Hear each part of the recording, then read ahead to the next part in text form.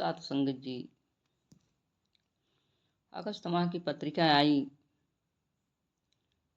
और दासी ने पलटते हुए देखा, एक पेज पर लिखा था, दुनिया है चलता है करना पड़ता है। दासी पढ़ने लगी। उसमें एक दृष्टांत के द्वारा बताया गया कि एक बच्चा जो 8 वर्ष का घर में खेल रहा था, उसके पापा टीवी पर न्यूज़ देख रहे थे। माँ किचन में डिनर बना रही थी। बाहर दरवाजे की घंटी बजी। पिता ने कहा, शायद फिर वो पैसा मांगने के लिए आ गया है। उन्होंने देखा कैमरे पर, अभी परेशान करेगा। माँ यह बातें सुन रही थी और बेटे से बोली, राजू बेटा यहाँ आओ, जाओ दरवाजे पर देखो, अंकल से कह दो कि पापा घर में नहीं हैं। बेटे ने कहा, माँ पापा तो घर में हैं, ऐसा क्यों कह रही हो।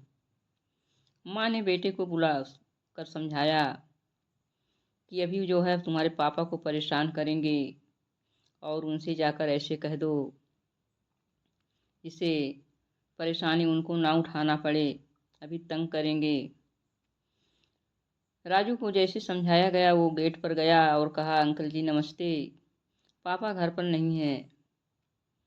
साथ संगत जी, बात है यहीं ही खत्म नहीं हो जाती है।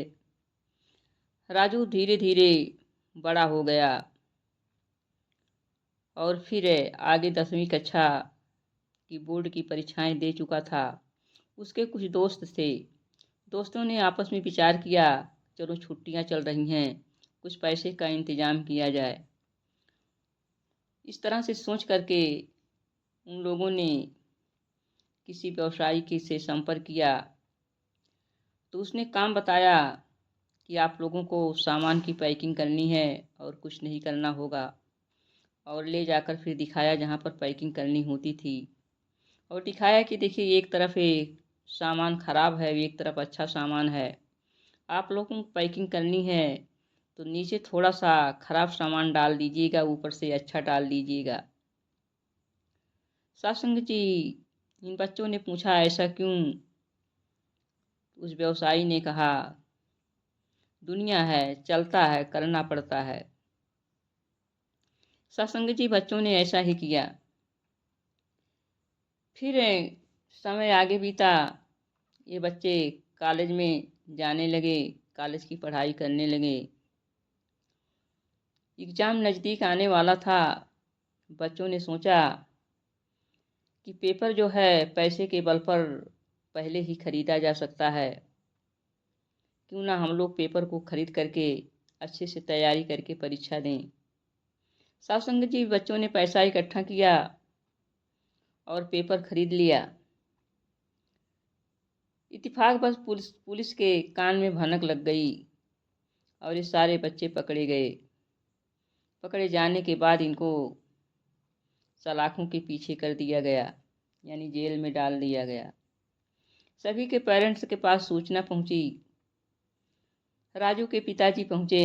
जैसे ही पहुंचते हैं, राजू के गाल में चाटा मारते हुए कहते हैं, तुम तो कॉलेज जाते थे, क्या यही करने के लिए आते थे। राजू ने कहा, पापा दुनिया है चलता है करना पड़ता है।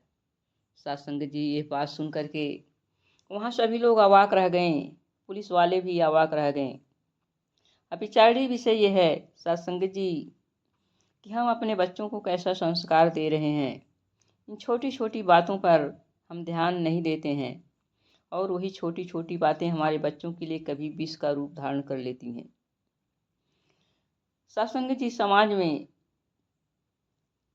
इस तरह से तो चल ही रहा है, लेकिन आज सदगुरु माता जी की कृपा से हमें हर चीज़ मालूम हो गया है, ज्ञात हो गया है। लेकिन क्या हम दुनिया के पीछे आज भी भाग रहे हैं? आज भी दुनिया की बातों में आ रहे हैं कि दुनिया है, इसमें करना पड़ता है। सत्संग जी, दासी कभी कभी सुनती भी है अपने साथ की बहनों से कह रही दुनिया है ये सब भी करना पड़ता है, चलता है। साथ संगत जी, दासी चिंतन में पड़ जाती है कि अगर दुनिया के अनुसार ही हमें करना है तो ब्रह्म ज्ञान लेने का क्या फ़ायदा है, इससे हमें क्या मिल रहा है, क्यों अपना हम समय गंवा रहे हैं, क्यों हम जो है झूठे थोथली बातों से सबको धोखा दे रहे हैं। आइए साथ संगत जी, सदगुरु माता जी ने आज हमें इस ब्रह्म ज्ञान को दे करके क्या सही है क्या गलत है इसकी परख करा दिया है। अब परख होने के बाद भी यदि हम गलतियां करते हैं तो खुद अपने को धोखा दे रहे हैं। आइए साथ संगत जी, अपने अंदर हम प्रण करें और सदगुरु माता जी से अरदास करें कि हे सदगुरु माँ, हमारा मन वचन क्रम से जो है जीवन चले और आपके चरणों में लग करके ये भक्ति करते चले जाएं, जिससे हमारे बच्चे भी हमारी इस सीख को देख करके उनका जीवन भी सुंदर से सुंदर बने। कहीं आगे चलकर जो भी वही सीख हम पहले छोटे बच्चे को देते हैं कि दुनिया है, चलता है, करना पड़ता है, वो सीख जो है बच्चों के दिमाग पर अमिट छाप छोड़ जाती है और आगे चलकर वही बच्चा वही सीख ले लेता है और वह हमें जवाब भी देता है कि पापा दुनिया है, चलता है, करना पड़ता है। फिर ऐसे हमारे बच्चों में संस्कार ना आने पाए, हम संभल संभल करके फूंक फूंक करके अपने कदमों को रखें, अपने शब्दों को रखें, अपने वाणी को रखें, अपने विचारों को रखें, जिससे हमारे बच्चे को गलत संस्कार ना मिल पाए। प्यार से कहना, धन्य निरंकार जी।